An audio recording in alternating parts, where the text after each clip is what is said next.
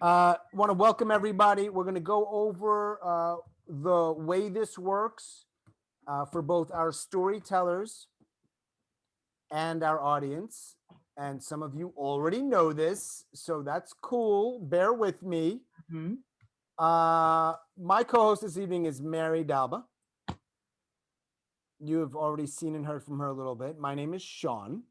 We are going to be doing our best to navigate this 99-second story ship along. Mm-hmm. Okay. Now, just so you know, we have actually had what we've called several seasons of slams.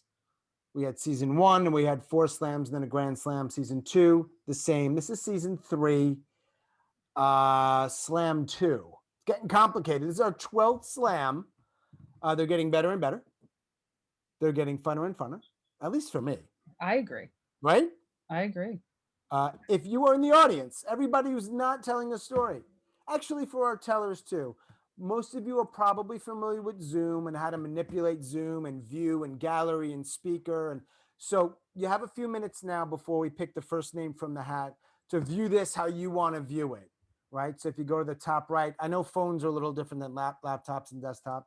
See speaker or gallery. You can hide yourself or not hide yourself. I will ask that you stay muted. I don't think you have that many other choices to make here. Make bourbon, whiskey, Right. Red wine, white wine, ale, lager. You know, we could go on and on with that joke. It's just not funny the first time. Really. It works, Sean. It's okay, right? Yeah. Night, you know. Right. Just enjoying ourselves. Yes. So here's how the flow is going to go, and then we're gonna jump in and start. We're gonna have 2 rounds. Round number 1, all of our storytellers would have an opportunity to share or tell their 99-second story. Round 1 is going to be divided up into sections, probably of 4 tellers each. So I'm going to pick a name, announce the name. That storyteller is going to tell their story. I'm going to pick a few more names. At the end of that section, Mary's going to summarize those stories that were not over time. If you go over time, you're not going to be in the poll. We're going to appreciate the fact that you joined us here. We really are. Yes. We're going to only put in the poll the people who are qualified. The only thing that disqualifies anybody is time. Like Mary, am I right? Like they could be mean. They can be. They're in. They're in. They could be a flat out jerk. Absolutely. Fine. They But made if it they go over time, yeah. The sweetest smile in the world won't help. Nope. The other thing I want to encourage the audience to, I suppose, reward, for lack of a better word, is these are supposed to be true stories, personal stories, told with no notes.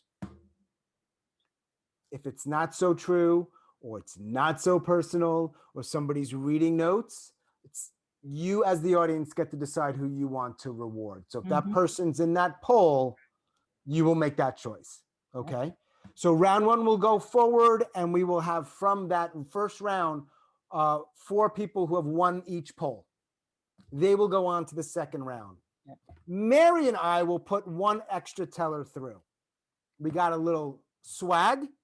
Swag. Is that what swag is? I think that's swagger. Swagger. Swagger. We got a little extra power. Mostly the audience and who you want to see. Right. Put through. Mary, I think I'm done on my end. Did I cover everything here? The only thing you didn't cover is where your hat's from that you're going to pull the names from. That's a very good question. Yes. Yeah. As some people know, this hat, I think it's pretty obvious, isn't it? That it's a hat? Do I even have to tell people what country it's from?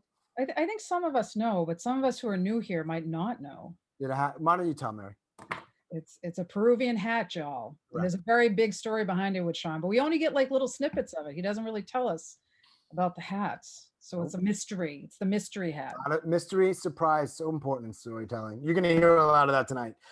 By the way, before we pull the first name from the hat, super seriously, for both our tellers and our audience, I know I joke around a lot, but I do really appreciate you being here. Absolutely. A lot of ways you can spend your Sunday evenings for the next 90 or so minutes. Thank you for joining us. Before we pull the first name, Mary, can we just see if Briane is here? Storyteller Briane. I don't have him in the waiting room, my friend. All right. So I will set his name aside because we do it the way we do it. He can still join us if he's late. He'll just be in one of the later sections. All right.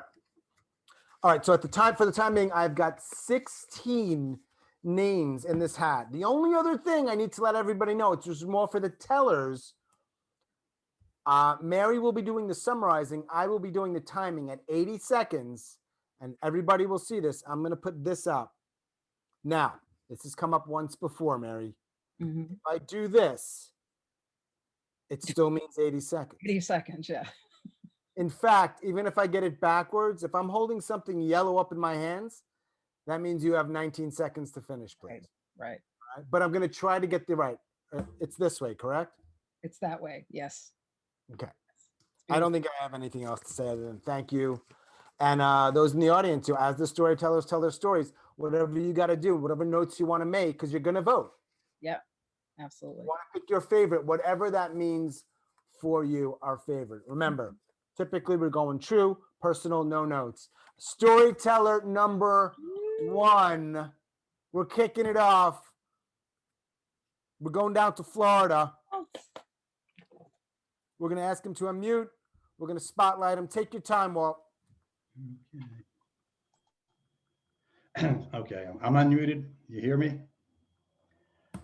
The year is 1999, and I am a reporter for the Tampa Tribune. And that year in 1999, our managing editor decides that we need to be more reader friendly. So instead of having a communications desk and a receptionist, when people call, they can call right to our desks. We're going to chat it up with the readers. Now, this week in 1999, I'm writing a big feature story on the Antiques Roadshow. It's coming to Tampa in a few weeks. And I've interviewed the producers and the appraisers, and I'm going to write a story about how you can bring your junk down to the Civic Center and get it appraised. And that story appears across the top of the page. And that morning, my phone starts ringing. Can you tell me how to get on the Antiques Roadshow? How do you get on the Antiques Roadshow? Have you got a secret? Have you got a way to get me in there? I'm getting calls, hundreds of calls, and I'm telling people, it's in the paper. Read the paper, every detail. I don't know anymore. And then I get this call. Hey, can you tell me how to get on the Antiques Roadshow? And I'm about fed up, and I say, what? It's in the paper. What are you, blind?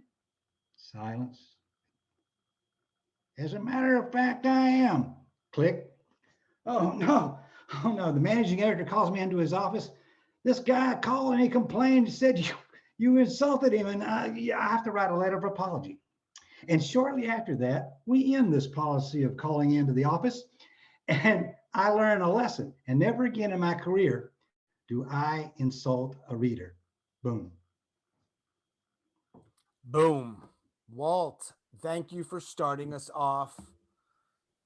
Walt, if you notice, Mary always has a hat on. He does. Always has a cool hat on. I have 50 hats. You have 50 hats, and I believe that's a background. It's not his actual living space. No, that's not. No. So, because that would be an interesting space with all those Yeah, it books. looks more like a shack than it does. I guess the question is, Walt, do you have any from Peru? Come on, Mary. We know the answer. He might. There's only one person who has a hat from Peru in this audience. Hey. All right, well, thank you. I always say thank you for leading us off. You didn't have much of a choice, right? It's not like we're giving people an opportunity to pass here. No. But Walt in Florida, thank you for leading us off. First teller of the night. Remember, after Walt and then 3 more tellers, you will have your first opportunity to vote. Teller number 2 this evening. Tracey. In New York City, Tracey Starin. Take your time, Tracey.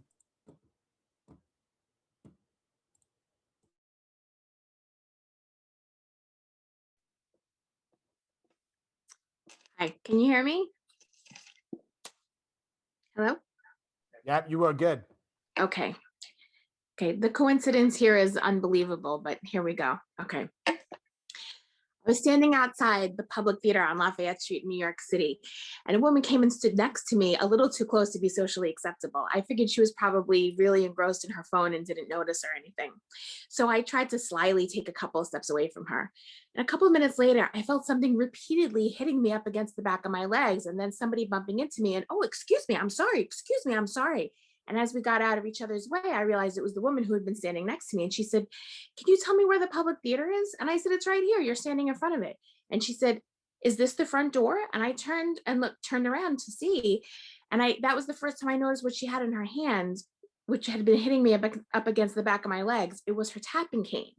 She was blind. And I said, no, you're in front of a brick wall. That's not the front door. She said, can you lead me to the front door? And I stopped for a minute because what she didn't know is that we were both there for the same performance, an audio described show, and that I was waiting for my husband to come lead me to the front door because I am also vision impaired. And I considered telling her that and that I couldn't help her and what a coincidence it was.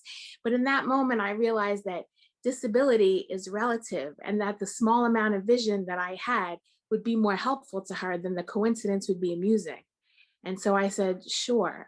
And I took her by the elbow and I led her to the front door. Boom. The coincidence is not lost on anyone. No. What are the odds that our first two storytellers have stories that are related to or center on that? Yeah.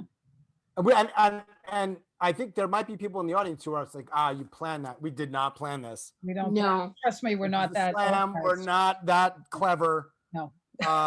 So Walt and Tracey, thanks for kicking it off in style. And by the way, if you are just rolling in late, or you're just getting here now, do me a favor, don't, unless you hear all the stories, don't vote this when the polling comes up for the first round or the first section, just to be fair. So only vote when you've heard all the stories of that section. I think that's fair, right, Mary? I agree with you. Yeah. I do my best to be fair. I don't always get it right, but that's the human experience, Sean. Is it not? It is. Is it not? Huh.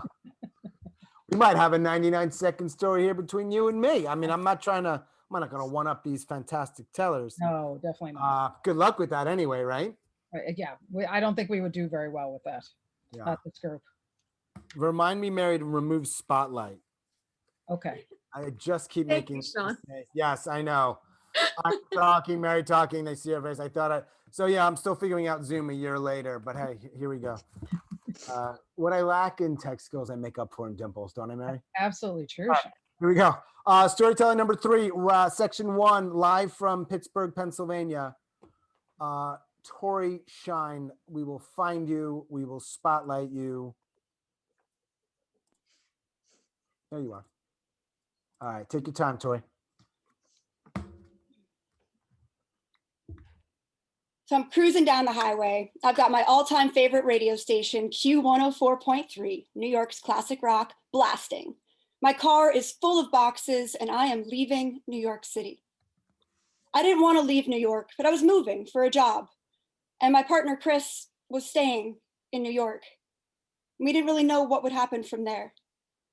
I watch as skyscrapers turn into buildings, buildings turn into farms. And I'm singing along to the Steve Miller Band. And my heart keeps calling me backwards as I get on the 707.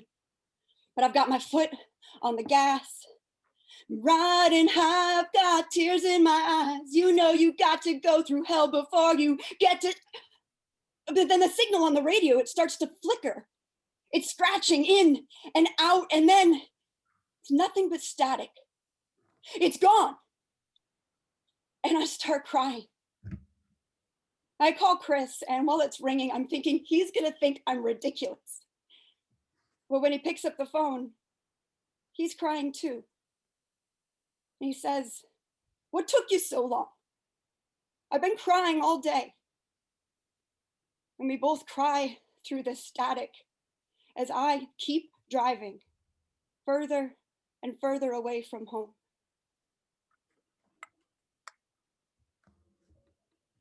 Thank you, Tori. Good job. Mary, that's 3 out of 4 people. Did I forget once again to unspotlight her? Yep. I think you did it for me there, didn't you? Or she did. You did.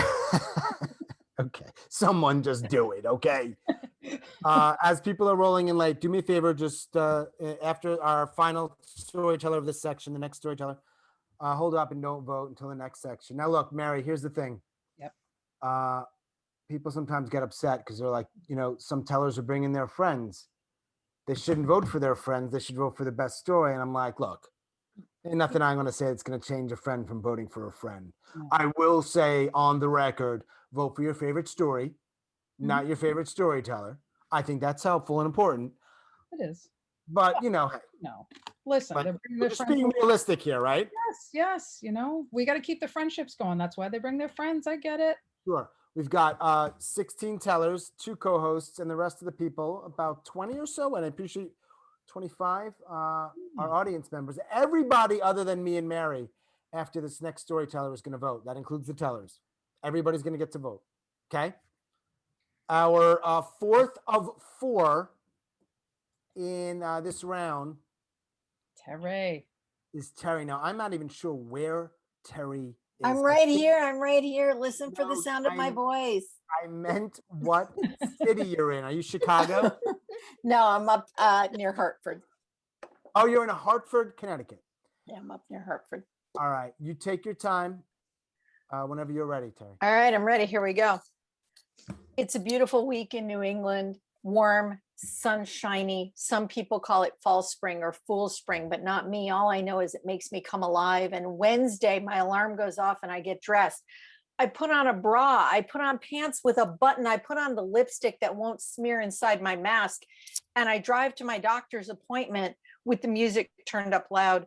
I park the car. I help a woman with a cane into the building. I hold the door for her and she takes the elevator by herself, and leaving in the lobby only me and this beautiful old Black woman who looks at me and tells me she likes my sweater, the cashmere one with the stars. And I return the compliment. I tell her I like her beautiful orange scarf.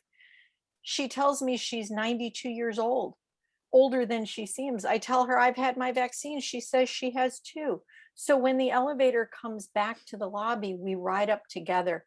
And she tells me she can see inside and sees my beautiful, kind spirit.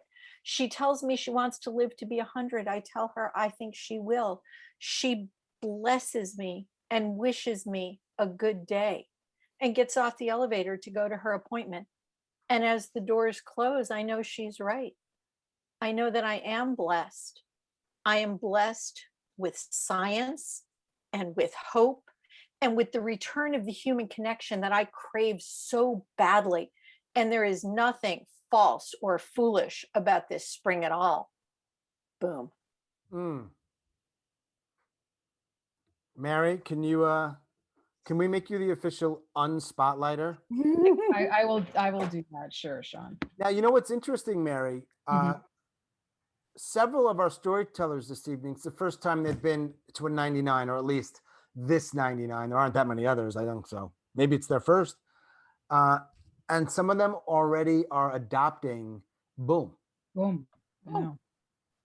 It seems to have some legs, Mary. It does. Plan it this way. No. Didn't hire a PR expert to make boom a thing. No, it's viral. It's viral.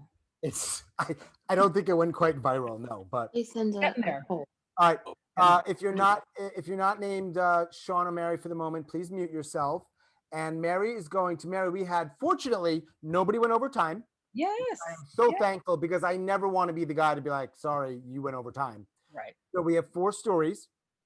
After Mary summarizes all 4, everybody other than me and her are going to vote. Mary, whenever you are ready. I'm ready. Walt learned in 1999 that he would never insult a reader again that was calling his desk. Tracey realized a small amount of vision would be more valuable than a coincidence with the woman she was helping into the theater.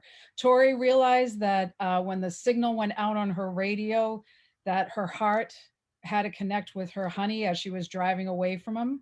And Terry had the human connection and blessings from a 92-year-old woman, realizing that science, hope, and the return of human connection made her blessed.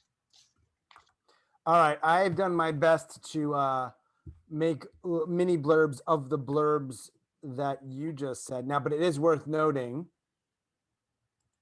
that those blurbs aren't enough. Everyone's going to have to listen and decide which one they like. Yes. I've done my very, very best That's all we to be accurate here. So our section one round, this is round one. Section one, we've got Walt, Tracey, Tori, and Terry. Say that 4 times fast, Mary. I know. Tracey, Tori, Terry. Now, there'll only be one winner unless there's a tie, and we have backups in place for ties.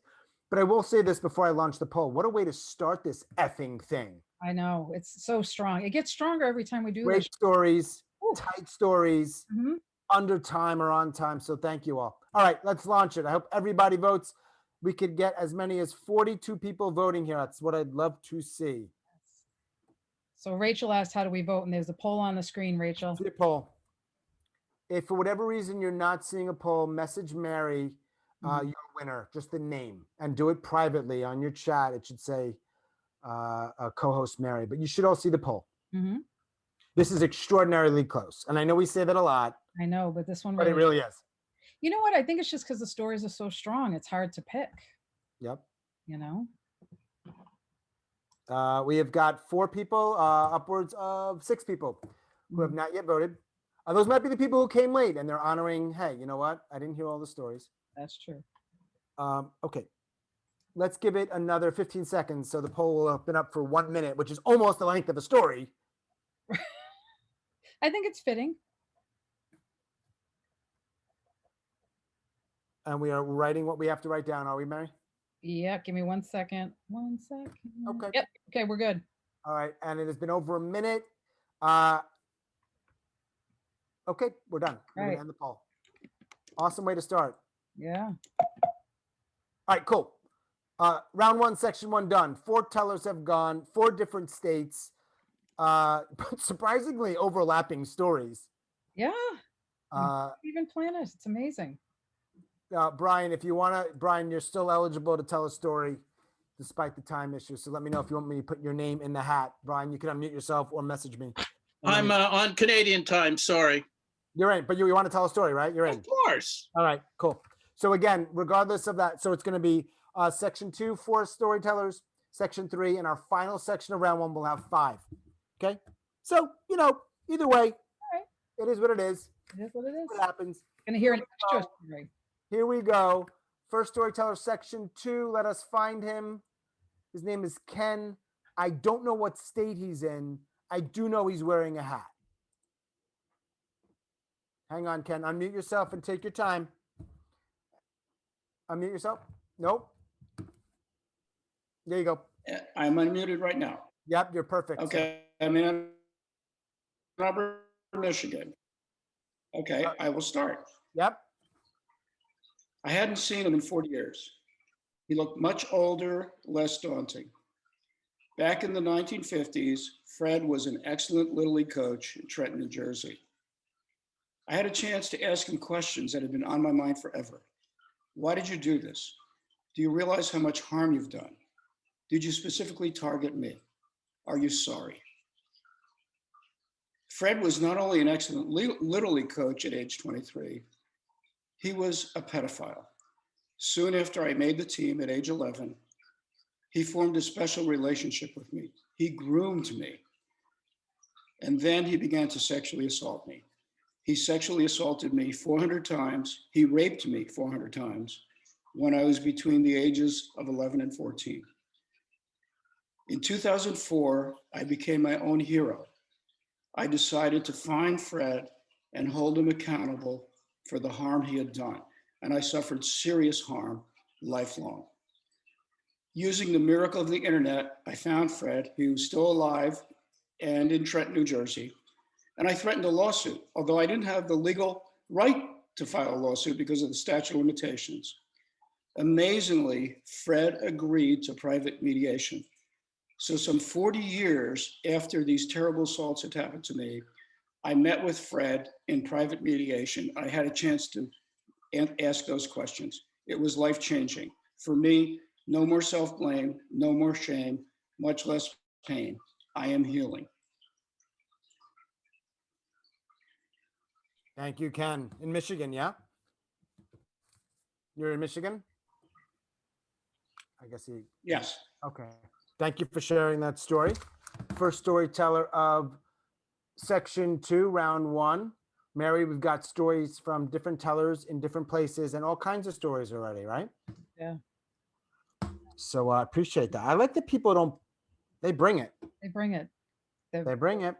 And I appreciate that so much to hear about. Totally. Yep. Yeah.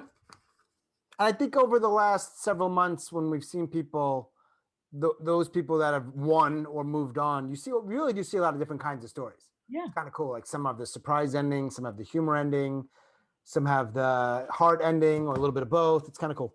Very cool. It's not one formula. There's not a formula per se. Second storyteller of this section, Mr. Chetter. Let me find you and spotlight you while you unmute yourself. There it is. Take your time, Chetter. When I walked into the sex club, I had no idea that I'd walk out a little bit differently. But I guess that's what happens when you go into a place that's known for 25,000 square feet of big balls and ass, also known as the Southeastern Meat Company. And I do mean meat because there was meat hanging around everywhere. I liked it because it had theme nights. I mean, there was Man Breast Wednesdays, which means guys walked around with their nipple accessories. Tighty Whitey Thursdays, guys walking around in their skid mark drawers. Freaky Fridays, self-explanatory. And my personal favorite, all hell broke loose on Saturday. Well, I think it was a Saturday when I was, in the midst of, doing the hokey pokey and trying to turn myself around, when all of a sudden, I threw my knee out of joint. And I just kind of popped it back into place and kept it going. Little did I know this would lead to something more serious because I wound up, limping out of the club, if you know what I mean, and into my doctor's office next week, only to find out the discovery and an MRI that, yes, I had torn my meniscus and I would need surgery. Boom. Thank you, Chetter. Chetter, by the way, what state are you in? Georgia. Oh, you're in Georgia? Great. Some people know that I'm a little obsessed with location. I don't know why. So I like to know that you're in Georgia and Ken's in Michigan. Thanks for sharing that. Mary, like we were talking about, different kinds of stories. Different kinds and community. And it's, nice to everybody from all over, Yeah.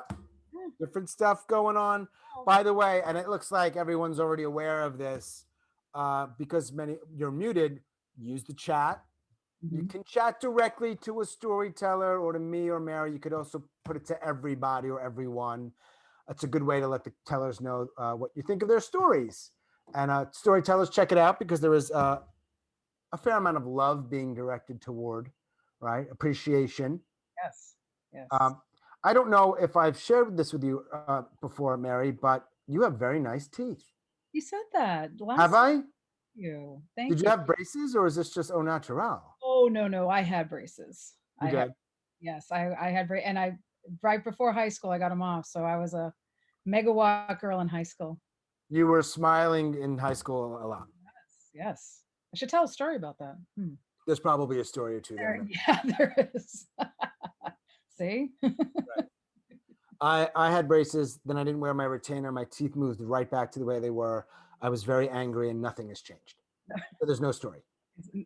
That was the story. Boom. There's no change. I was angry then, I'm angry now. Our next storyteller, live from a pretty cool city, Chicago. His name is Dan. He has a couple different names he goes by, so we're just going to leave it at Dan. Dan, unmute yourself. Take your time. Did it happen? It did happen. Oh, hi, everybody.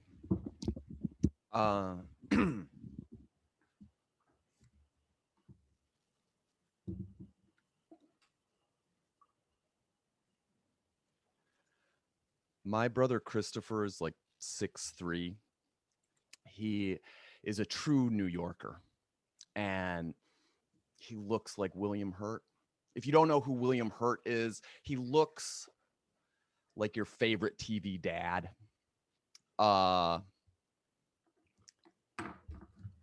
But the thing is, he's a true New Yorker. Bing. Please stand away from the closing doors. Bing. And this kid jacks his wife's purse and is out those doors. And this old man, he's been spying on this. He says, you ain't never getting that back. But Yvonne is getting it back. She screams so loud the train stops and the doors pop open and Chris is out. The kid immediately drops the purse and keeps running, jumps the turnstile. But my brother has his fast pass out and bam, opens the doors and he chases the kid down the block, up the stairs. And the kid's screaming, I dropped the purse. I dropped the purse. And he says, fuck the purse. I'm after you. Boom. Thank you, Dan. Dan's in Chicago. Thanks, Dan. So far we have had Ken in Michigan, Chetter in Georgia, Dan in Illinois. Round 1, section 2. We have to remove the spotlight from Dan. Did we do that? I'm done, my love. Okay. I've still got a lot to learn about Zoom. Okay, that's why I'm here. Right? I'm here to help. That's why there's 2 of us. Yeah. 2 is better than 1, but 2 is not as good as 3 is not as good. We choose the magic number for this, Yes. right? A lot of times people will talk about 3 is the magic number for story, right? Threes. Nah, for this, I think 2 is the right number. That's true. After we, our 4th storyteller tells their story, like I said, we're moving this right along. All right. We'll have an opportunity to vote once again, once Mary summarizes, and we'll just make sure nobody goes over time. So far, it's been good. Okay, I think this person, lady, I'm gonna shut up now before I get myself in trouble. Don't do that. Nadia. It's an I instead of an E. Yeah, I'm such a jerk. It's okay. Whenever you are. If I had my first name and you had to figure out my first name, Nadia is my middle name. So. Got you. Yes. All right, Nadia, whenever you're ready, take it away. Okay. Growing up in Romania, my mom would simply refuse to take me to an open market because I would cry and beg her to buy produce from the farmer's stand that had the least amount of business, as I was worried that they won't be able to provide for their families. I was a type of child that cared about everyone else's well-being. One day in elementary school, as I walked outside in the schoolyard, I see this baby chick hanging from the branch, and I hear laughter from the bushes nearby. With tears streaming down my face, I run to the bushes to find this boy, a classmate of mine, bent over with laughter, screaming furiously. I scold him about the life that he just took away. Next day, as I rush out for recess, I see a kitten hanging from the same branch, but this time he's standing next to it, waiting for my reaction. I run to the branch, I undo the rope, and the tiny body falls to the ground, lifeless and limp. I turn and face the boy who at this point is smirking at me, and I punch him in the gut with all my might. He doubles over, wailing in pain. Chaos is next, and teachers and students just come. And I stand there frozen with my fist clenched. What have I done? An ambulance gets called. I had burst his appendix with my punch. Boom. There it is, Mary. Boom, boom, boom, boom. 4 more stories. Section number 2. Nobody went over time.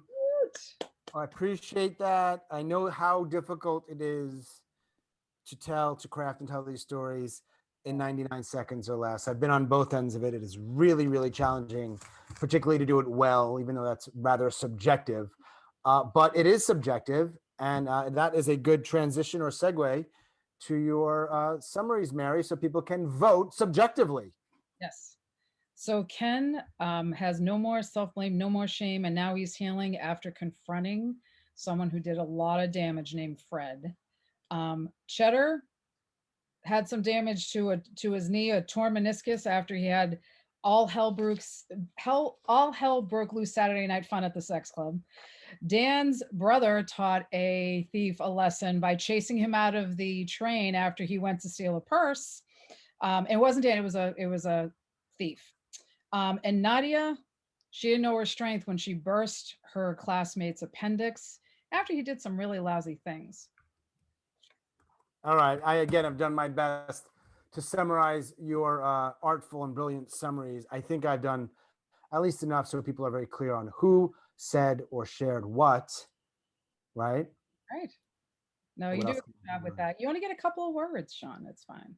You only get a couple words. So Right. you're minimizing it or sort of simplifying it, Right. and then I'm trying to do more. Here we go. Let's launch this poll. Keep it moving right along. We've got section 2, Ken, Chetter, Dan, and Nadia. Here we go. Upwards of 44 people can vote.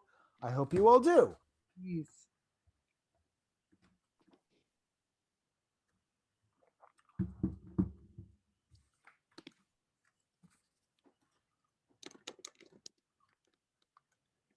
Interesting. Mm-hmm. This is interesting. Well, let's leave it open for, this one's not as close. No. This is let's leave this on for another 10 seconds or so. It looks like almost everyone has voted. Mm-hmm. And in this particular poll, 1 or 2 votes won't make a difference. Mm. So I'm going to close it. Cool. How you feeling right now, Mary? I'm feeling great. I'm just amazed at these stories. We've had such a range of emotion and laughter and heart-wrenching and like justice. I mean, I've been on a little bit of a roller coaster tonight with folks. It's been amazing. Mary, the chat, by the way, is not just tellers. People are directing stuff at you. I saw that. I know. So, for example, Steph from Story Jam in Chicago said your purple hair is amazing. You know what's really funny about that comment, Mary? I didn't see shit from Steph about my hair. Or your Peruvian hat. Or my hat. It's fine. I'm fine. It's fine. I'm fine. You're right. It's okay. Okay. Don't worry. I bet you're going to get a lot of love in a minute, so don't worry. Or maybe not. You can go. Yeah, it's all temporary and it's fine. But something's better than nothing, right? That's true. I don't have your teeth, though. I can't compete with your hair or your teeth. Not that I'm competitive. No, you're not at all. Not in the least. I don't have a Peruvian hat. I'm not trying to be competitive. I'm just saying, you got to cut your losses sometimes. All right. Section 3. Remember, the winners of those 2 polls, the 2 polls that you just voted on, will go to our second round. And then Mary and I will choose 1 additional teller. Not personal. We're just going to go with the person we think maybe came in second place, but might have been an especially competitive section. Yeah. Or remember, we used to call them heats, but I just can't call it a heat. You don't like the I heat? don't want to call it a heat. Fine. We don't use it. I feel uncomfortable. Fine. We can make up the rules. It's fine. International. Brian, where are you, sir? Let me find you. I'm here. I know. I got to find you. There you are. I found you. Nice hair. Thank you. It's not going to help. See, you got some love. Yeah, it's only going to hurt is voting for me. It's Canadian love, so it doesn't worth as much. No, almost nothing. Go ahead.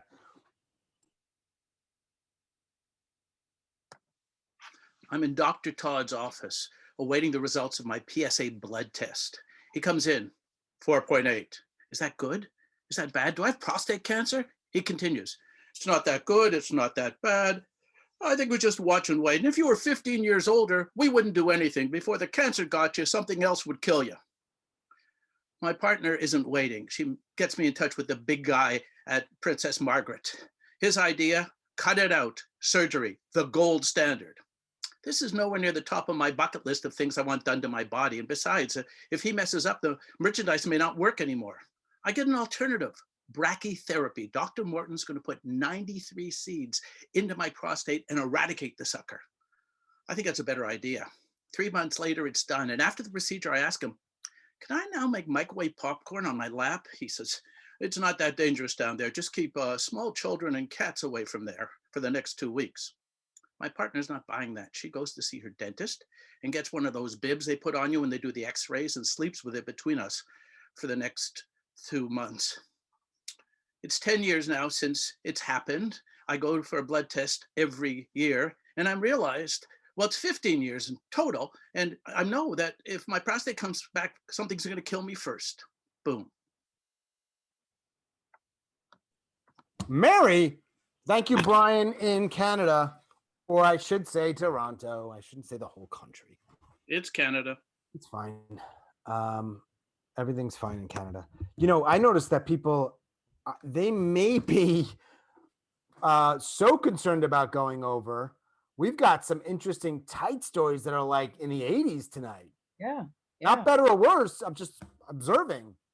Yeah. Making it tighter and tighter, right? Still need things to make it a story, make it work. Or you're probably not going to get the votes, right? Right. It's just not going to feel like, there's something there. Right. We have an odd number, 17 tellers. Brian was our 9th, so we're just over the halfway point of round 1. And after 4 sections, and we will announce the winners, but we'll drag it out a little bit. Of course, that's what we Why do. would we want to just tell you it? We're going to drag it out a little bit, give the tellers an opportunity to do a little plugging after doing a little break, and then we'll do round 2, and we will have a winner. By the way, this slam, we do things a little bit differently each slam. This slam, there will be a winner, but the top 3 are getting money. And not US dollars, Brian. Yeah. Don't ask me to convert it to your complicated system up there. Okay? I could buy a house. Okay. Yes. Money. Now, I'm not promising a massive amount of money. It's just most of the money that's come in through people registering for the event. So it comes in and goes right out. Right? That's what we do. That's what we do. In and out. All right. Next up. I don't think this is his actual given name. I think it's a nickname. I think his name is Mark, but he goes by Boz. Boz, let me find you, spotlight you, and take your time. Thanks. It's 1996. I'm 26 years old, and I'm in the Dominican Republic with my girlfriend, Patty Krawick. And we're in the pool with our new friend, Dave. We've taken Dave in because he is there with his ex-fiance, so he really needed people to spend some time with. We're in the pool playing pool volleyball against 3 German men who apparently think they are on the German national team playing in the Olympics. We're not taking it quite so seriously until they spike it into Patty's face. Now, I'm behind her, and as I swim up to make sure she's okay, I can see the 3 Germans, and they don't look regretful. They're high-fiving each other for getting the point. Okay, now it is the Olympics, and they are the German national team, and we're the USA. We start to take it really seriously, and it turns into a sports movie. Everything kind of slows down. We're laying out in the pool. We're popping balls up. And as we begin to catch up, the Germans, like in the movie, start to turn on one another. So it gets to the point where I'm serving for game point. I hit it over. They hit it back. Patty sets up the perfect spike for Dave, who slams it down right amidst the 3 Germans into the pool. And as they're smashing the water in disgust, the 3 of us, with our arms around each other, are bobbing our way to the pool bar to celebrate our Olympic gold medal. Boom. Thank you, Boz. Boz, where are you, by the way? What state? Same state as Terry Wolfish Cole. Connecticut. Hartford, Connecticut area. Yep. Hartford, Connecticut. There was a time in which I liked the Whalers uniforms. I don't know why. I did. I liked the sort of green-blue contrast. They moved, and I never thought about Hartford again. Thank you for your story. Storyteller number 2. So we had Brian and Boz. Mary, just to be super honest about this and clear and transparent. Yes, of course. Section 3 of round 1, not everybody, their first name needs to start with B. No, they don't. We have a lot of coincidences tonight. It is weird. Is it a coincidence though, Mary? Is it? Is that? I don't know. Is the divine hand involved? These are things we should think about. I'm just saying, I don't know if they're really coincidences or maybe there's something else at play here. Maybe. Next up, I believe her name, I don't know where she is. I believe her name is pronounced Shweta. Don't look at my writing. Let me find Shweta. I apologize if my pronunciation was way off there. It was pretty off. I'm not gonna lie, but Can you you tell me the correct pronunciation? It's Shweta. Way off. My apologies. It's okay. I was born and raised in Boston, Massachusetts. Like, I've heard them all. Shweta, it's not happening again. Take your time, break a leg. All right. So I'm 6 years old. I'm standing in line, about 4 feet tall, ready for bus 2. Behind me is Blake Doherty, and he's about 6 feet tall for a first grader. And he's whistling, and I look back. Could you please stop? He's still whistling. Could you please stop? He whistles more. Could you please stop? And I get so angry. I just elbow him really hard in the stomach. And in the same moment, he simultaneously starts crying and pukes everywhere. Mrs. Hill, my teacher, sees me, points me directly to the principal's office, and I'm out here hands sweating, feet sweating, ass sweating. I'm going to get in trouble. Now, I'm on my way to Mr. Bedowitz's office, and I see bus 2 out of the corner of my eye. I beeline it to the bus, get on, heart pumping. I'm safe. I open the door. I get home. My mom looks at me. Hey, we have parent-teacher conferences tonight. Are you fucking kidding me?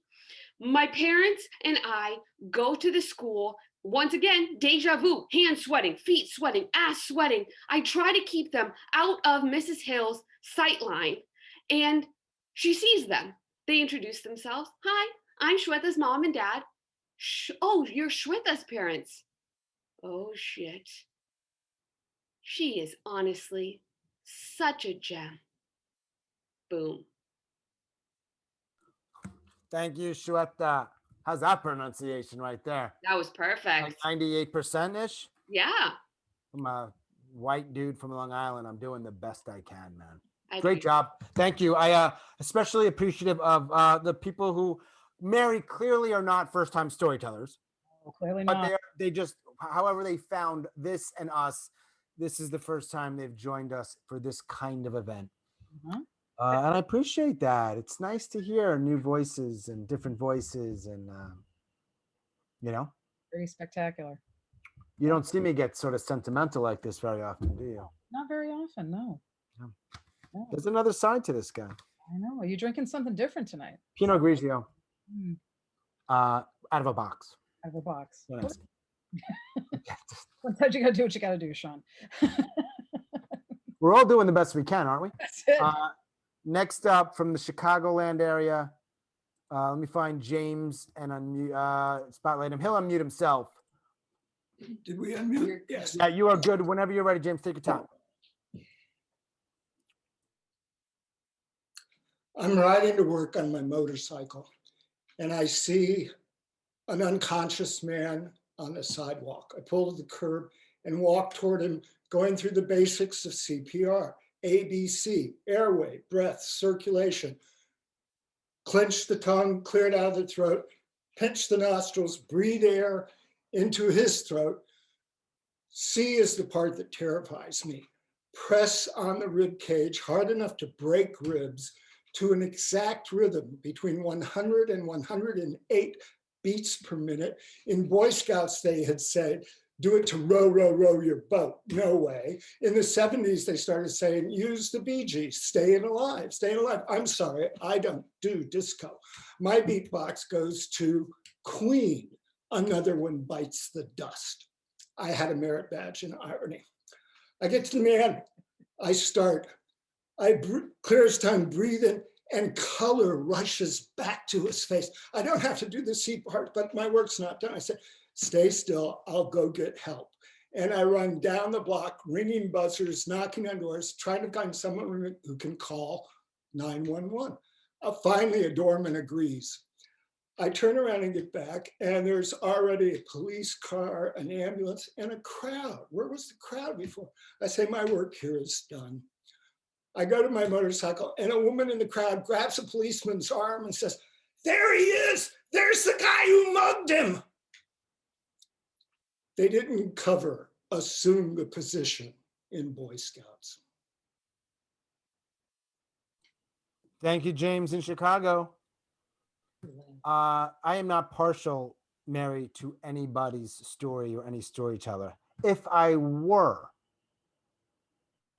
I would admittedly probably lean towards the bald man. Well, yeah, I can get that. Can you understand that? Can you see why I might favor them? Not favor per se, but we all have these biases, don't we, without realizing them? We do. Unconscious, I believe. People who are like us, we feel kindred. Happy to report that nobody went over, though one person was as close as you can be to going over, but they did not go over.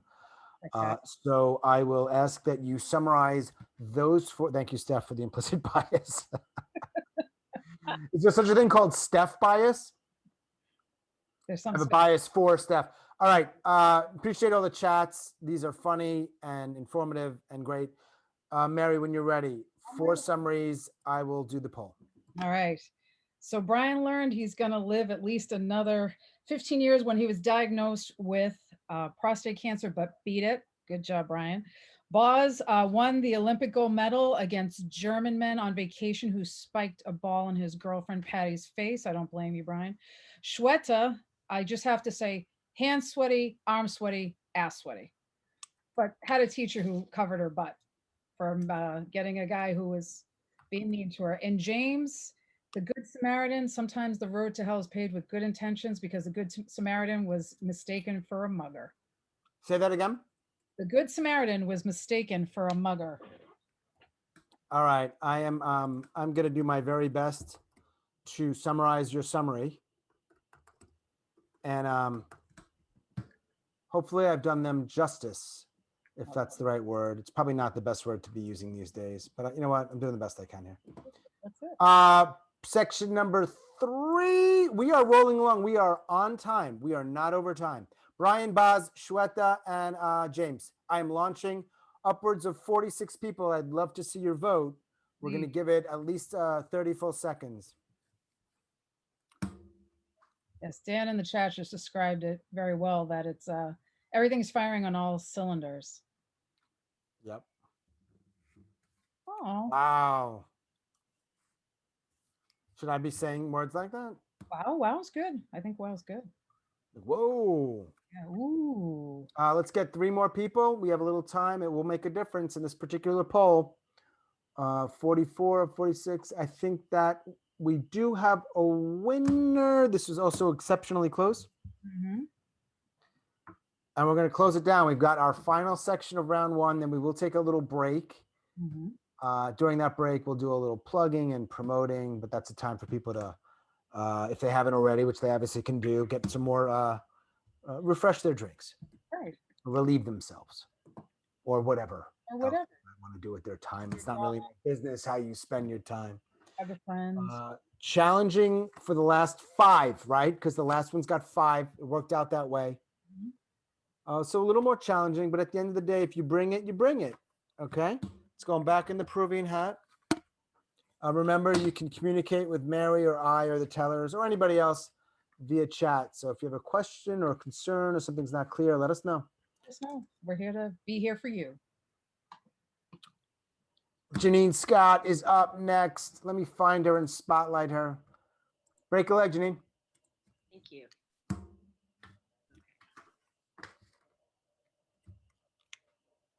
My mom was a stay-at-home mom. She did everything for me. She made my breakfast, she helped me dress, made my packed lunch. I had homemade cookies when I got home from school. I was living the dream till I was about 7 years old. Then my mom decides to get a part-time job. Life as I knew it was over. I remember this one particular day. I was getting dressed. My mom was clearly distracted and she was rushing me. I got to school and I went to the back of the classroom to the coat room to take off my coat, and I noticed I was wearing shoes and socks, t-shirt, and no skirt. I closed up my coat and I ran to my desk. I put my head down and I started to cry.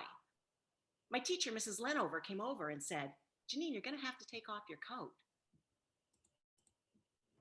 She took me to the back coat room and she said, "What's the problem?" I open up my coat. She throws her hands over her face and she starts to giggle. Not the reaction I was hoping for. My mom gets called away from her part-time job to come and pick me up. We drove home in silence. We had both failed that day. We never spoke of it again. Boom. Mm-hmm. Thank you, Janine. Janine, where are you, by the way? I know I should know this, but Montreal. I did not know you were in Montreal. Yes, I'm a friend All of right, Joanne. so we have a couple of Canadians here this evening. I know a few more in the audience. Our neighbors to the north, Mary. I know. They are. Do you think the Canadians are on average nicer people than us, we Americans? Truly. Is it, do you think? I absolutely do. Do you? Yeah, we're a bitter group here in the US. Wow. Yeah. But you know, I'm Northeast, so that's probably the rest of the country isn't like us Northeastern Right. folks. You're like in Boston, which is We're grumpy folks. We are. especially grumpy. We are. Yeah. So, you know, the rest of the country, I'm sure, is much nicer than we are. I'll admit that. Yeah, it's a conversation for perhaps another day. Wow. Okay. All right. Not so sure we're nicer or anybody's nicer, but you know what? This is a 99-second story slam. That's right. Right. Our next teller, another Canadian, Madeleine. I'm going to find you and spotlight. You got to unmute yourself. Take your time. Oh, I unmuted myself. Yep, you are good.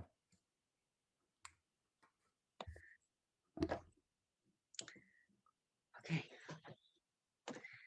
Yeah, I'll get my timer going. Yeah, take your time.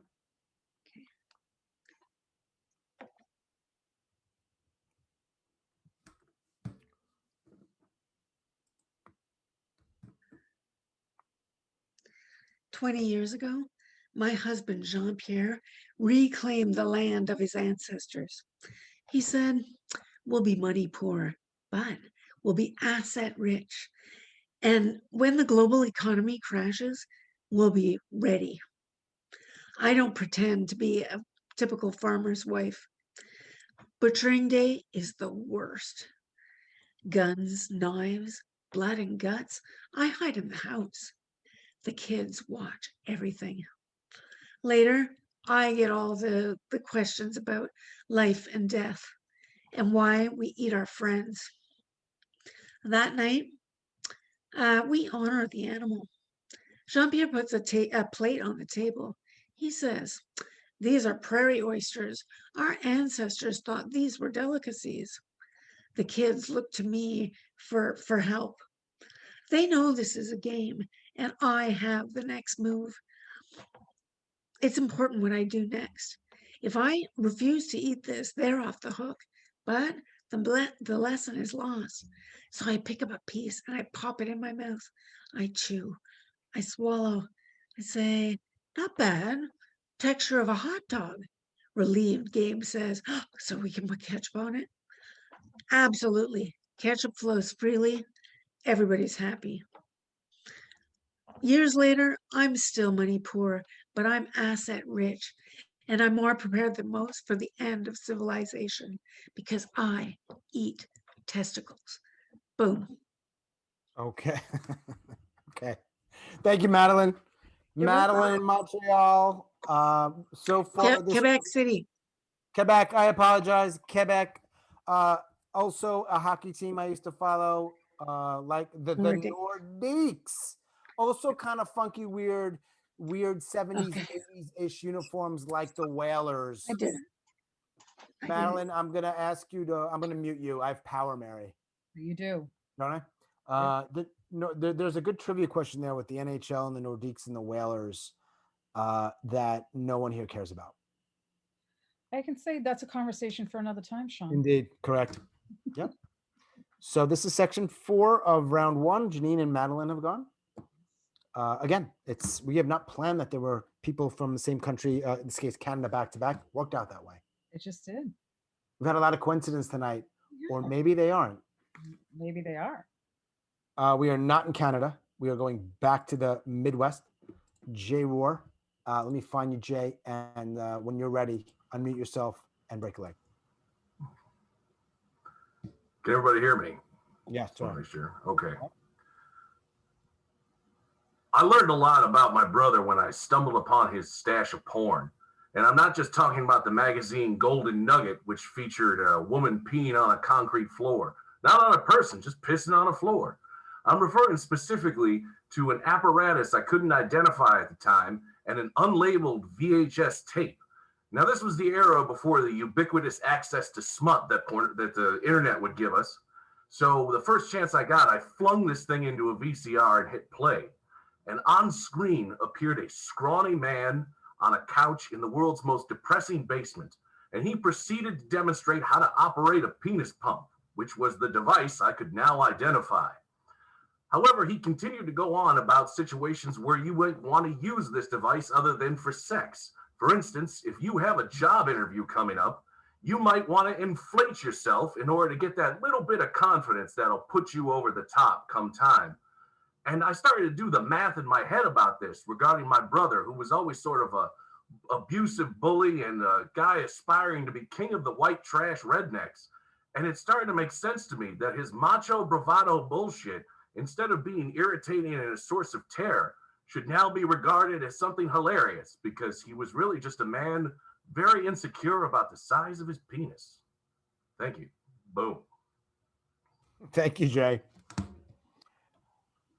Mary, any thoughts there? No, we do not comment on stories. I'm not. Typically the teller, because we do not want to influence anybody's voting. I know. Now, do we really have that much sway or swag? No. No. But I've been at slams where they've commented and it affects how people, I think, vote. So none of that. I would not do that. All I will say is that this is a great final round to wrap up the other three. We've had some amazing Yeah. tonight. I've said this on most slams, but each time I say it, I feel like it means more or like it's truer. Man, there will be some really good tellers and their stories that will not go on. Will they still get sleep tonight? Yes, they will. Their lives will go on. They will be fine. But nonetheless, for our little world that we've created here, hey, you know what? You want to win. Now, Mary, last two tellers, like I did last time, they are out of the Peruvian hat. They are in my hands. I'm going to once again ask you to choose red or pink or green. Pink. Our fourth of five tellers for section 4, round 1, live, same city. We're staying in Chicago. Her name is Arlene. I'm gonna. There I am. There she is, and she's unmuted. All right, Madeleine, take your time and break a leg. How are you first? I'm good. We'll talk after. All right. All right. So I am racing like a squirrel in the box in the back of a restaurant because number 1, I have to pee. And number 2, I am introducing my hearing fiance to my deaf parents for the first time before the wedding. Now, this is 2 completely different languages, 2 completely different culture. And I know that it's up to me and only me to bridge this huge communication gap because I love them so much. And I look at Dan and I say, Dan, you need to learn sign language before you meet my parents in the next few minutes. They're going to ask how you are, and you're going to say, very good, thank you. Do you got it? There is the center out. That's important. Put your palm facing heaven. Thank you from your chin. Very good, thank you. Got it? The door opens and my parents walk in. And my father looks Dan up and down and then very kindly says, how do you feel? And Dan proudly says,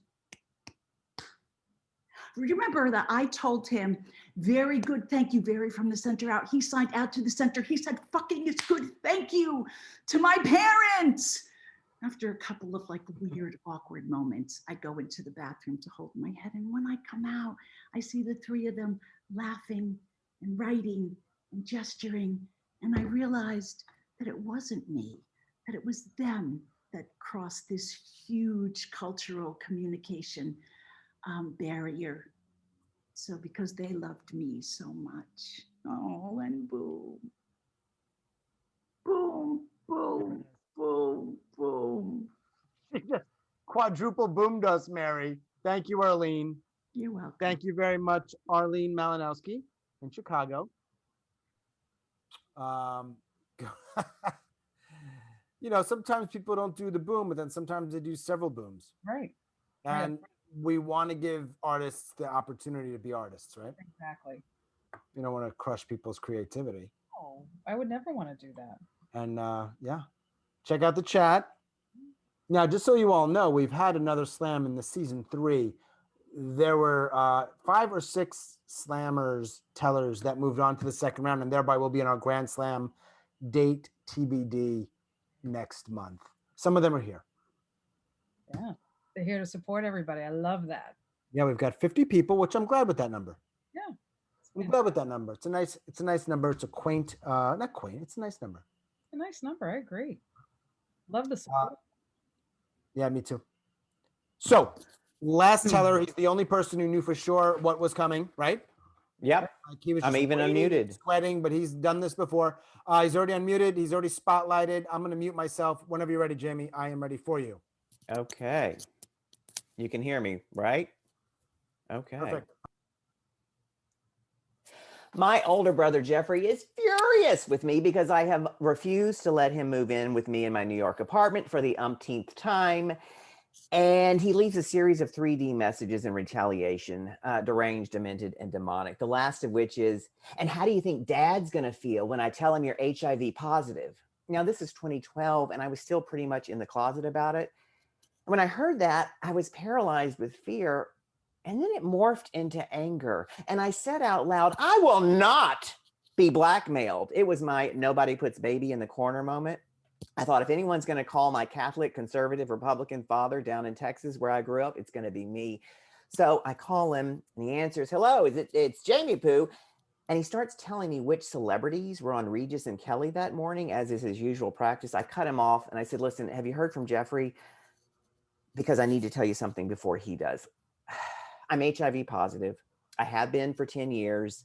I never told you because I didn't want you to worry, and you don't have to worry. I've never been sick. I take 1 pill a day, no side effects. You know, these days it's a manageable condition like diabetes. It's better than diabetes. I mean, diabetes is a pain in the ass. Dead silence on the other end of the line. And then, but you're going to be okay, right? You're going to be okay. And I said, yeah, that's what I'm telling you. I mean, I'll die someday, but it won't be from this. Yeah, that's what I've been hearing. They've got some good medication for it these days. Yeah, they do. And then he starts telling me which celebrities were on Regis and Kelly that morning. Done. Once I told him, I didn't give a damn who else knew. I'm blackmail proof. Boom. Thank you, Jamie. Brickhouse, New York. Thank you. We have been all over the, what is it, Mary? Atlas, map, globe. Oh. I was going to say thesaurus, but that's definitely not the right word. But though there have been a lot of good word choice tonight, interesting word play and et cetera, et cetera. Now, again, all of our tellers will be eligible. Like one of the other rounds, there was one teller that was exceptionally close. You will please summarize all 5. Now, Mary, I'm going to be summarizing along with you. So are you ready for our 5 tellers for this section? I am ready. Great. I am too. All right. So Jeannine had the life of luxury when her mom decided to stay home, but then lost the skirt when she went to work. Madeleine became money poor, but asset rich because she knew she could eat testicles. Jay, penis pump. I really, do I need anything else? I don't think I do. Okay. Arlene, her fiance and her parents bridged the cultural communication barrier without her help. And Jamie is bulletproof and cannot be blackmailed by anyone because now he is told folks what's going on with him. Would you summarize Jannine's again, just so I'm clear, so I can make my summary clear? Sure. So she went to school without her skirt on. Her and her mom forgot her skirt. Okay. And they went home and never spoke of it again. All right, that's clear. All right, so we've got 5 this time, right? We've got 5 tellers in this final section. And then after we get the results from this poll, Mary and I will make a decision as well. We'll have our second rounders. Before we announce them, we'll ask the tellers to unmute themselves and do a real quick little plug of stuff that they have going on, because people just heard you and they're like, man, I really like what I just heard. It's a good timing. However, before we do that, let's launch this final poll. We have 50 people here, so that's minus me and you. So this last poll for section 4 of round 1, a lot of numbers there. Janine, Madeleine, Jay, Arlene, and Jamie. Let's launch it. Let's get everybody doing it. Let's get everybody. Yes.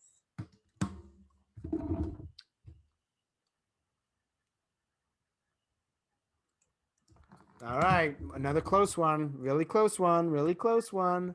Please vote. Let's let this go for at least another 15 seconds. And it is close. And I think, let's give it another 10 seconds. We got 4 people who could vote who haven't. Now, they may not be listening. They might be on the turlet. They might even be in an outhouse, Mary. I don't know. You know, a lot of richness in this country. Never know. All right. Let's give it 10 more seconds, and then we will give the storytellers an opportunity. I'll do a little quick self promo and ask the storytellers if they want to unmute. You know what, tellers? All right, let's close this poll because we've got a winner. Yep. Okay. Might be easier. I've not done it this way before. Great job in round 1, y'all. Really, I love this shit. Tremendous. Right, Mary? Tremendous. Do me a favor. Can the tellers who have something to plug or promote is a nicer way of saying it, right, Mary? Promote. You do me a favor. It's going to be a little easier for me as opposed to watching people raise their hands. Could you just message just right now your name right in here, and I'll see it, and I'll just call on you, unmute yourself, and do your 10-second max plug. Mary, am I making it too complicated? No, I think people, yeah. So they're starting to pop up. All right. As they come in, unmute yourself. Arlene, and again, please keep this very brief because we got a lot of tellers. Arlene, would you unmute yourself and do your give us what you got going on? I am teaching this great new class through Story Jam called Goddess Rising for all you goddess types out there. Goddess Rising. Fine. And if we can easily find you in all the places that be out there, that's cool. If not, let us know how. ArleneMalinowski.com. Fine. And StoryJamStudio.com Yep. also. And by the way, most of the tellers, not all of them tonight, because we have a lot of newer tellers to this, I can always connect you to them if you want to reach out to me. I have their contact information. Next up, Dan Boyd. I think you have something you want to share? Yeah, I am going to throw links in below, but tomorrow night I run a free storytelling class that you can show up called Workshop, and it's twitch.tv/storyluck. You can like us on Facebook, and that's a great way to keep in touch. Awesome. Thank you all, Arlene and Dan, for being brief. I appreciate it. Brian, up in Canada, come on, unmute yourself. Give us what you got. We have a monthly show called But That's Another Story. You can find out at buthat'sanotherstory.ca. Our next show is April 11th. We're usually the first Sunday of every month. Thank you. Awesome. Thank you. Terry? Hi, everybody. I'm Terry Wolfish Cole. I run a show out of Hartford called Tell Me Another. I really believe the only difference between storytellers and non-storytellers is just we've had a chance to practice. I have a ton of online workshops coming up, offered free of charge, sponsored by various public libraries. And you can find me at www.tellmeanotherstories.com. I'll put it in the chat. Thanks for having me. You got it. Thank you. Tori Shine, keep it brief, y'all, just so we can move it along. All right. So I produce a show called Mashed Potatoes. I'll put the link in the chat. It's next Saturday, the 20th. It's a mashup of improv and poetry and comedy, and I write a new story poem throughout the show. So it streams for free on Twitch. Check out the link in the chat. I'd love to see you there. Awesome. Thanks, Tori. John. I believe we have Walt has a little quick plug. Okay, Saturday is World Storytelling Day, and we are having our local guild here in Tampa, St. Pete. It's called Stories of Old Tampa Bay. Go to that website. You're welcome to come in Saturday morning, 10:30, and share a story with us. World Storytelling Day. All right, in Tampa. Tampa is having a hell of a sports year, Walt. It's unreal, like last 2 years. All right, Jay Rohr in Chicago, you got something? Yes, I do. On May 14th, I'll be performing at Risk. It's a podcast with, I believe, Kevin Allison. Yeah. I believe is the name. And then at the end of this month, I got the 4th album by my band Beerfinger. It will be available on Bandcamp, hopefully iTunes, Amazon, all that stuff at the same time, trying to schedule it all together. It's half hard rock, but then the other half of the album is sort of like comedy lounge music. So got you. Something for everybody. Thank you. I'm noticing Brian has his hand up. I probably should have just done that, Mary. Could have just had people put their hand up but you know what? It scares me, Mary. The yellow hand that I see. Yeah. It's a little bit like I don't like the yellow hand. Right. So we do what we want here. That's right. Oh. All right, we got a few more.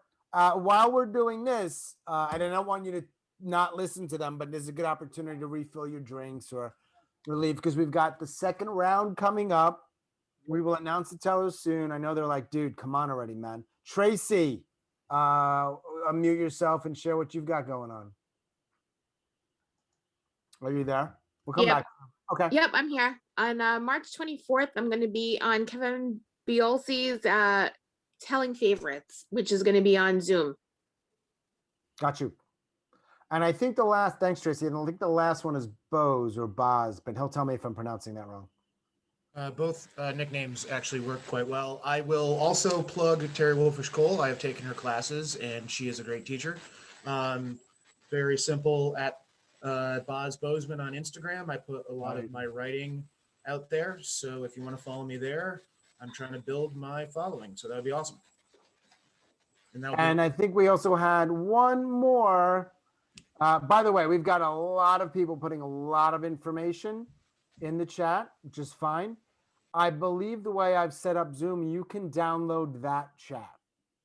Once this meeting ends, it's over. So download it if you want this stuff. If somebody said, or just write it down now, obviously. Yeah, Steph, I will tell them stuff on my/our end in a moment. Jamie, Jamie, did you have a chance? No, I didn't. Hi, I'm doing my solo show, Dangerous When Wet, Booze, Sex, and My Mother, hybrid performance on the stage and streaming live in Indianapolis next Saturday, March 20th. And I am sending the link to my site that has that info. Thank you. Are you going to be, so when you say, are you going to be in New York? I'm going to be in Indianapolis. Yeah, I'm and doing it to a limited capacity audience. Cool. And they're going to stream it live. That might be the new future, huh? Yep. We'll see. All right, thanks, Jamie. Thank you. I am going to announce in a moment the people going through. Steph Rogers. Steph, why don't you just unmute yourself? Tell us about Story Jams 99. Yeah? Are you there? Hi, I am here. Yep. I'm eating dinner. Sorry about that. Okay. Thanks for the shout out. So Sean and I are doing actually a 99-second workshop on Tuesday night. Anybody's welcome. It's free. And I'll put that in the chat. And it'll just be practice, basically, a little bit of feedback if you're interested. Yeah. And then on April 2nd, Story Jam, we're in Chicago and we do music and storytelling, but we also have a 99-second showcase on April 2nd, Friday night. And anybody who's involved with Story Jam will be in it, and it's going to be a lot of fun. April 2nd, it's another free show. And I'll put that in the chat as well. Thanks, Sean. A lot of stuff in the chat. Guys, remember, just download the chat. If you want to sort through all this stuff, I know there's a lot of, there's a weird kind of slam because short stories, a lot of tellers, a lot of information. The only thing I'll share is we have regular slams. So the next one, it's typically been every 3 weeks for this kind of slam. And the stuff that I do, we also have something called the Mental Health Happiest Hour, which is an open mic, mental health centered stories. And I will put the link to Facebook group, which for better or worse is where I house most things. It's called Grit the Group or Grit, whatever it may be. And just if you're interested, a lot of people here are already involved in some way. I just want to thank everyone. Now, what we did, I do this a lot. I say that the winners of each section are going to go through and we're going to put one more through. And then Mary and I end up chatting. We're like, nope, we can't decide on one. In this particular case, there was a tie for first. So it just made sense to put an additional person through. Mm-hmm. So either way, we have 6 people going through in no particular order. And I will say, please stick around, tellers. If your name doesn't get called, we want you to hear these stories and vote. And I really genuinely mean you all did phenomenally well.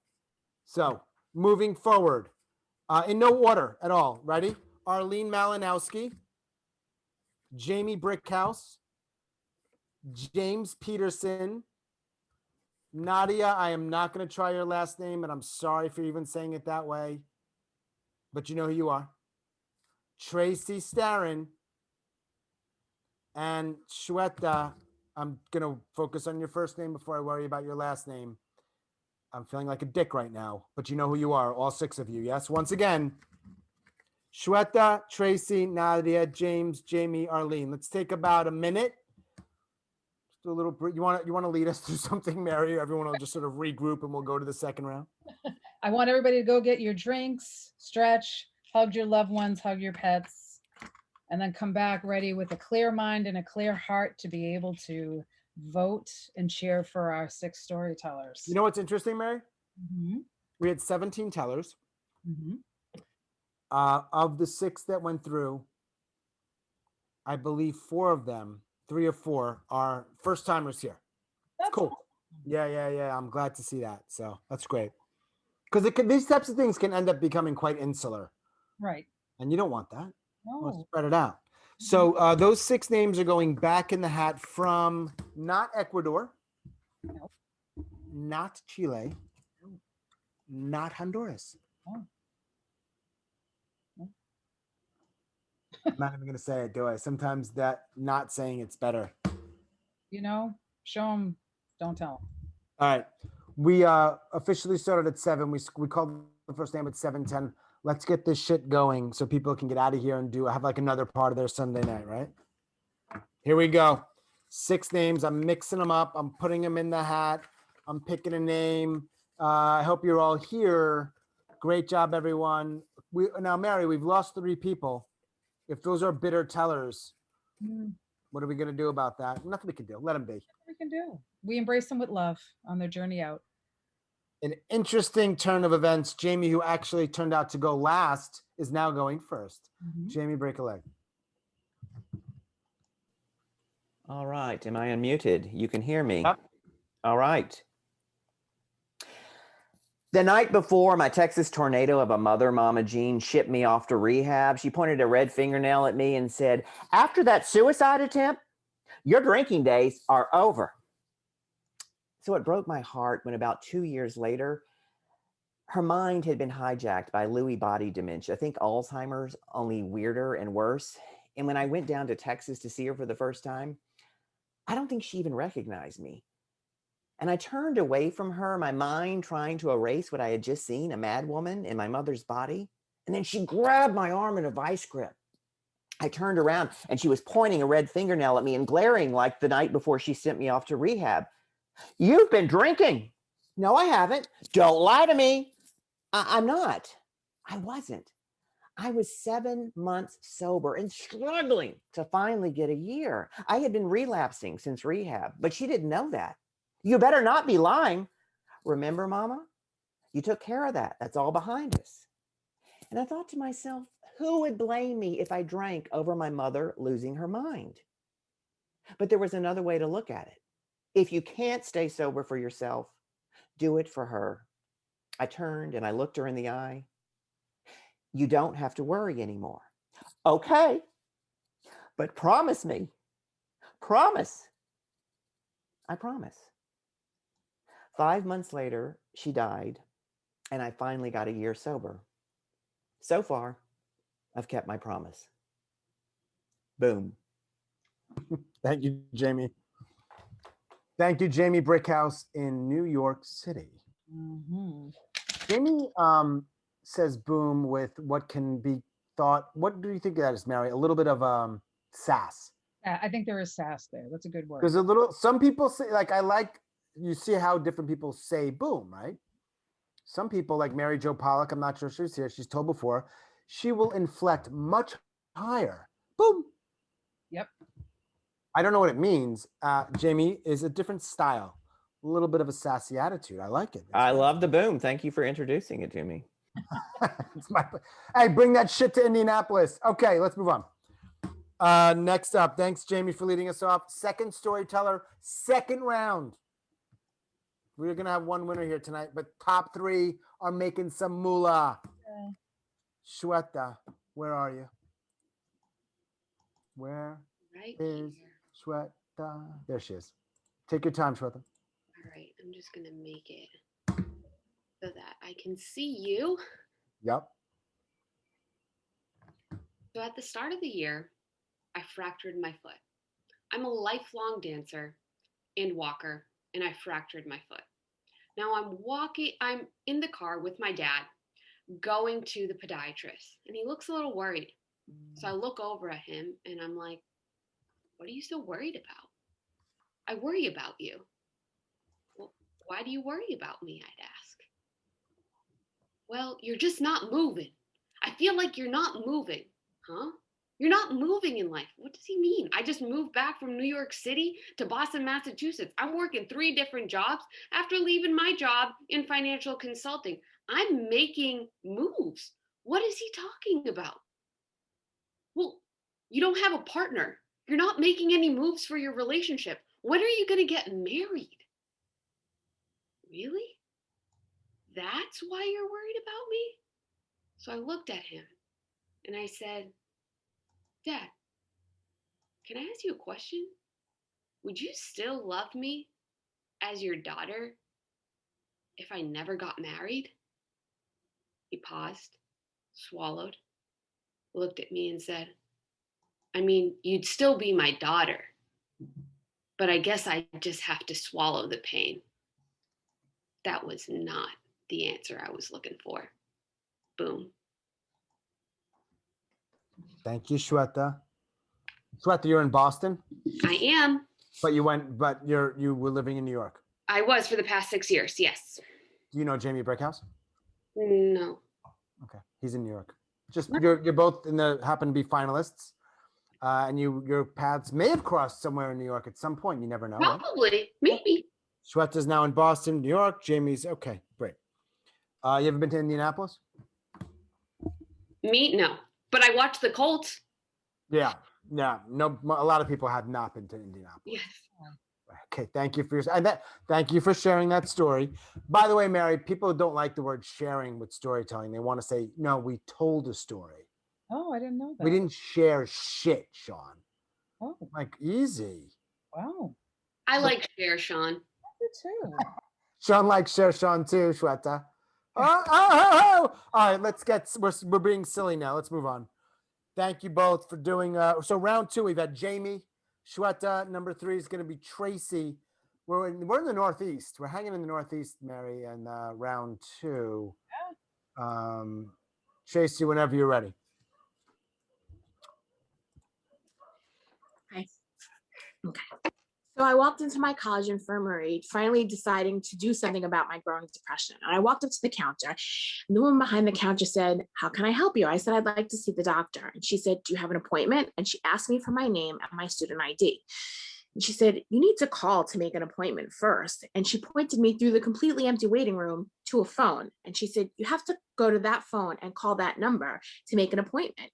And I thought, this must be some of that bureaucracy that this school is famous for. And I trudged over to the phone. I called the number and it rang at the desk that I had just been sent away from. And the woman who sent me away answered the phone and said, Student Health Services, how can I help you? And I said, I need to make an appointment to see the doctor, please. And she said, well, I have something early next week. Can you come in then? I said, I can. Do you have anything earlier? She said, well, I have something now. Can you be here now? I said, I can. And she asked me for my name and my student ID. I gave it to her and I hang up the phone and I walked back to the desk where she met me with fresh eyes as if she'd never seen me before. And she said, how can I help you? I said, I have an appointment to see the doctor. And she asked me for my name and student ID. And she said, yes, I see your appointment right here. Please have a seat. It'll only be a few minutes. And just as I turned to walk away, she said, now, was that so hard? And I looked at her and I said, I don't think all that was necessary. And I picked up my bag and I walked out. Boom. Thank you, Tracey. I do know Jamie Brickhouse, and I used to live in Boston, but I do not know What? Shweta. So the world's colliding. You know Jamie. I'm not surprised. You know, storytellers know each other, right? New York, Boston. And did you say something about the Colts or Indianapolis? I don't know. I've never been to Indianapolis and I don't know anything about the Colts. But the Quebec Nordiques moved to Colorado and then promptly won a Stanley Cup after Patrick Waugh got traded there. Yeah. Wow. Well, I feel like there's an improv game all of a sudden. Yeah, the connection to Boston because Ray Bork got traded there. Yeah, Okay. that was after. Yeah. See? All right. It's a small I world. just grew up with the Rangers chant of 1940. 1940. Yeah. That shit changed in 94, didn't it? Of all the sports to Yeah. be focusing on, I would never have thought it would be hockey. It's not my top sport, but who knew? You know, it started with the Whalers. It started with Hartford because everything should start with Hartford. Right. Hartford is an underrated city. It's not an underrated city. It's just, I don't know. What do you think about, Mary, when you think about Hartford? Traffic. Okay. Insurance. Traffic. Nobody wants to be known as insurance, I don't think. I don't know. I'm done. Let me just shut up. How about we get number 4 going? James. James in Chicago. Where are you? All right, ma'am. I'm mute. I'll spotlight. I'm going to stop talking. You're going to start talking at some point. I'm in a small airplane 10,000 feet above the ground. It's my first time in an airplane, and I'm about to jump out. I'd gotten a job as a stringer for the Hartford Current Teens and 20s page to do things that were interesting, that would make me interesting to women. I had spent all morning jumping off, I chose skydiving. I had spent all morning jumping off platforms, rolling on the ground, learning which thing to pull if the main chute did not deploy, how to hook in. And now it's my turn. I move to the door. The instructor gives me the thumbs up. I push out of the airplane. And I go blind with white light, some kind of seizure that obliterates everything.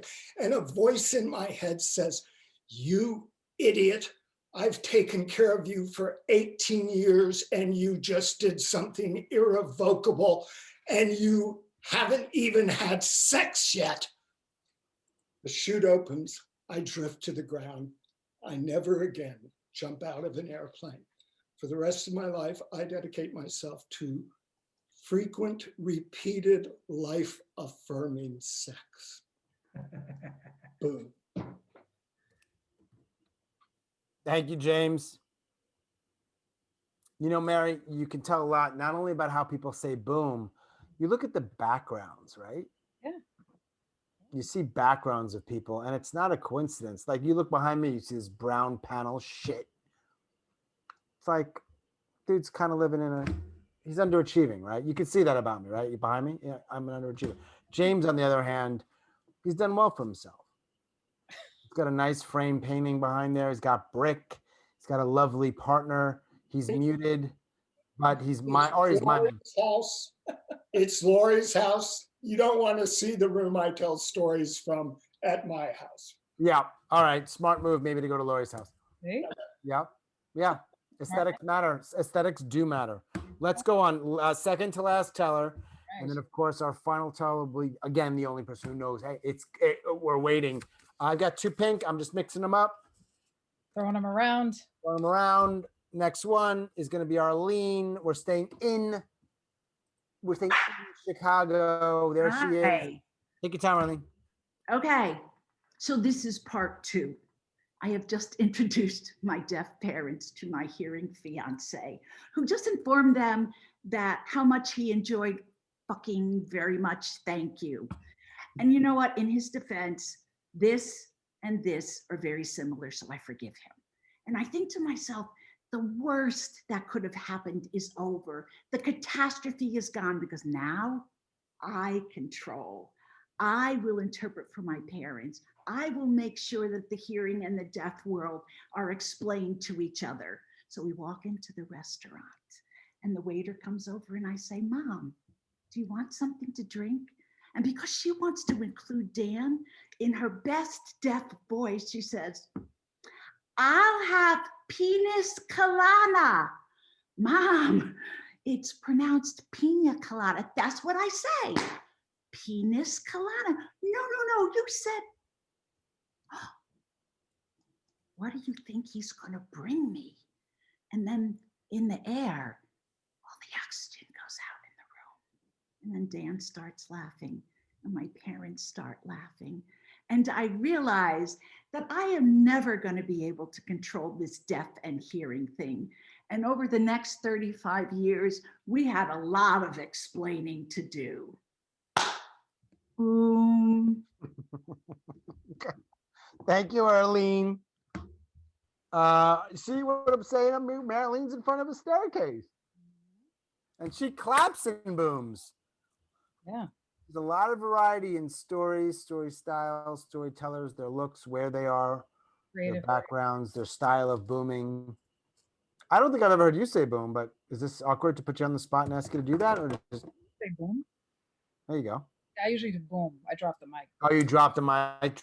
You're a drop boomer. Well, because of the nails. Final storyteller of the evening, of second round, and of this season 3 round. Let me back up. Everything Mary does is a boom. Season 3, Slam 2. Nadia, how many people are in Chicago? Oh, they represent. We're not leaving Chicago.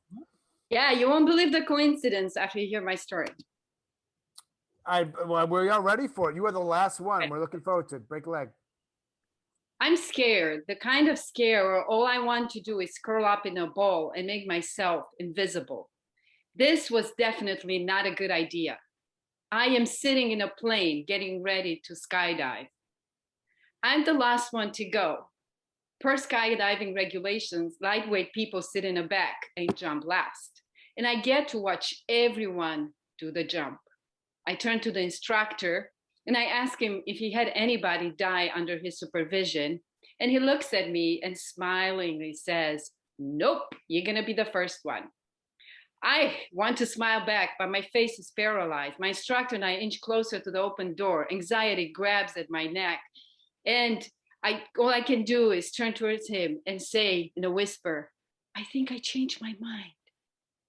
But then he nods calmly and pushes me out the door in a sea of clouds. I want to scream, but I have no air in my lungs. I feel like I'm drowning. I'm gasping for air.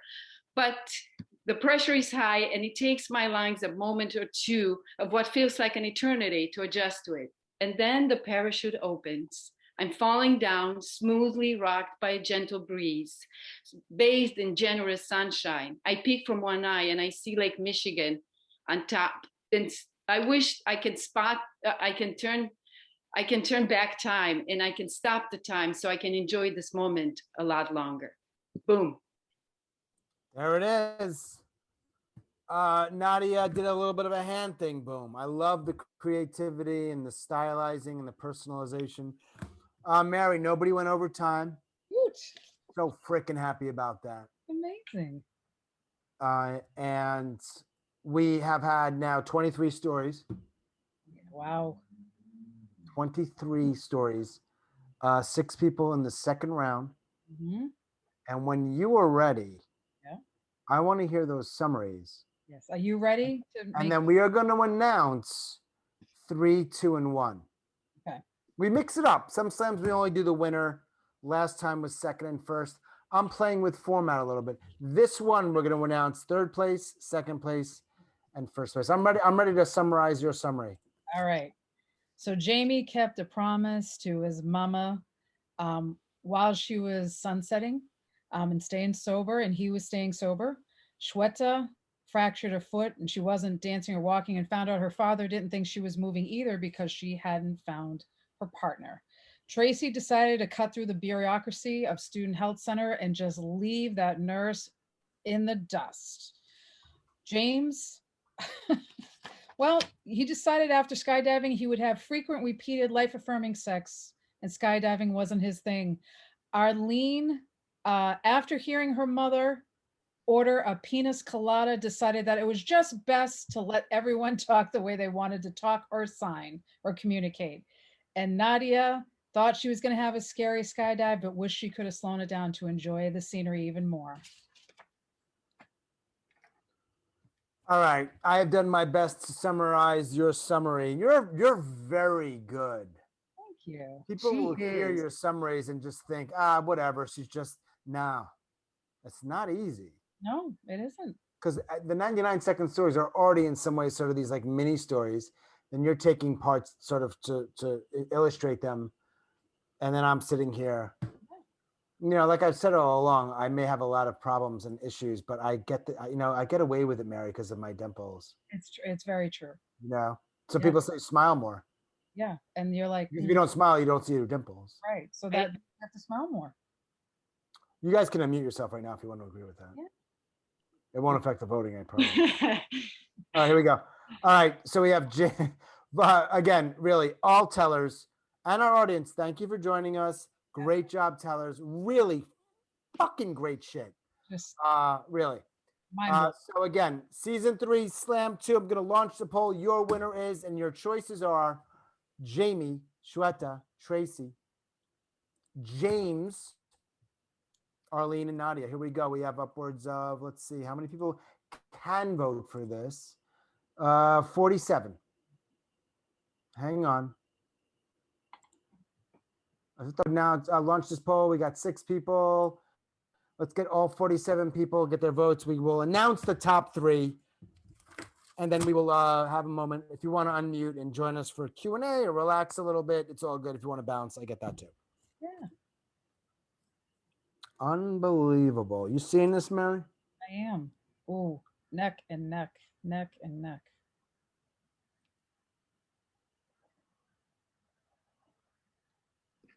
Wow. Yeah. Every vote's going to count here. Folks. 5 more votes. It's close. It's really close. But that's a testament to our storytellers. They're so good. Yep. All right, we have 3. Let's see, but 15 more seconds. We would love if everyone voted. And only vote if you heard the stories, obviously. I can't have any control over that, but we'll trust you. Do you think this is a trustworthy group? I think so. Yeah. Yeah, I think it's good. 2 more people can vote. It is the finals. Let us just ride this out a little bit.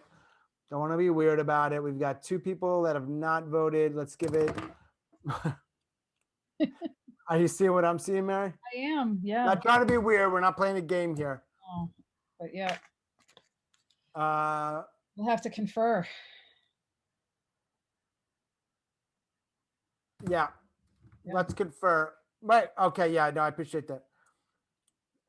We are taking the votes. We still have, let's give it 2 people. Where are you? These guys, we have a tie right now. So if one person, it can make a difference. Mm-hmm. All right. 15 more seconds. That's it. Fuck it. All right. It looks like we're going to have a tie for first. I know some people would say do a runoff. Mm-mm. I don't want to do a runoff. I want to have a tie for first. And then we'll have a 3rd place. I agree. And it's really close. And if you don't hear your name right now, get pissed off at people for not voting. There's a couple of people, because that could have made a difference. In 3rd place, barely, but she deserved it. I'm going to say 3rd place, Mary, and you're going to say our co-winners, okay? Okay. In 3rd place, from Queens, New York, Tracey Starin. Great job, Tracey. Now, the poll is closed. We have got co-winners, and I am going to let my lovely co-host, Mary, announce our co-winners for Season 3 Slam 2. Yes. I believe one is from Chicago. Yep. And the other is from Boston. We've got Arlene and Shweta as our Hey. Great job, y'all. Thank you. Great job, Arlene. Great job, Shweta. Great job, Tracey. Everybody. Thank you. Everybody who made the 2nd round. Everybody who came and look. Hey. So we had 3 women. Now I made it awkward. From New York, Boston, Chicago, right? Mm-hmm. Those are powerful cities. They are. These are powerful fucking people that happen to be women. Powerful